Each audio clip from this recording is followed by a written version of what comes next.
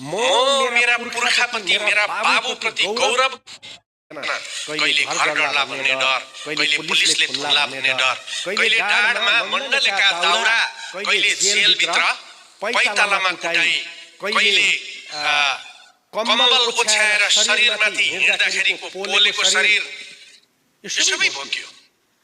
तर सँगसँगै मैले यही अहिलेको पुस्ताले चलाएको डिजिटल टेक्नोलोजी पनि मैले चलाउनु पर्ने बाध्यता छ। त्यो चलेन भने मेरो किताब हुँदैन।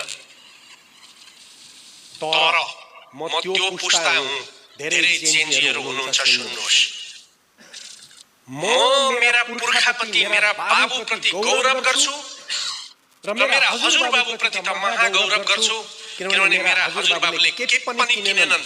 लुगा पनि आफै बनाउँथे, घिउ पनि आफै बनाउँथे, एक चीज पनि किनेनन्। मात्र दार्जिलिङबाट कहिले कहिले चिनी किनेर ल्याउँथे, गुलियो सक्खर पनि आफै बनाउँथे। मेरा बाबुले 50% किन्न थाले। आज म टाउकादेखि खुट्टासम्म मैले देशमा बनाएको केही पनि चीज छैन।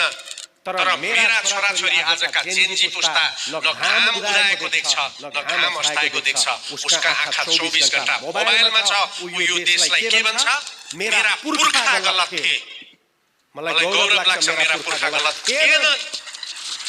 गलत तपाईँ हुनुहुन्छ जो अर्काको लगाउनुहुन्छ र तपाईलाई देशको माया छैन। त्यसकारण पुण्यजीले अघि ठिकै भन्नुभयो।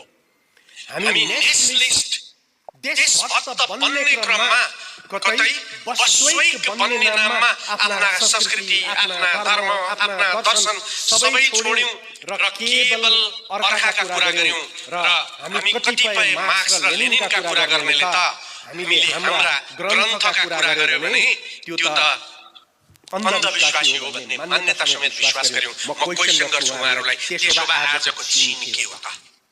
उ त कन्फ्युसियसको कुरा गर्छ, उ त मेन्सियसको कुरा गर्छ, उ त लाओजुको कुरा गर्छ, उ त हानफेईको कुरा गर्छ।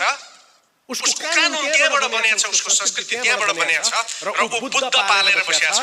तर तपाई हाम्रो बुद्ध हवाई जहाजको नाम बनेको छ। तपाई हामीलाई बुद्ध चाहिएको छ तर बुद्धत्व चाहिएको छैन। त्यसकारण आज खरानी भइरहेछ। त्यसकारण म तपाईसँग के भन्छु भने मेरा बारेमा कसले के कुरा गर्छन् म चासो राख्दिन, किनभने म को हुँ मलाई मात्रै थाहा छ। म को हुँ अरूलाई थाहा छैन। त्यसकारण मेरो कसले कुरा काट्छ म सोध्दिन। कसले मेरो कुरो काट्छ त्यो मेरो सरकारको कुरो होइन, किनभने म जे हुँ त्यही हुँ। अर्काले मलाई चिन्छ या चिन्दैन त्यो उसको विषयवस्तुको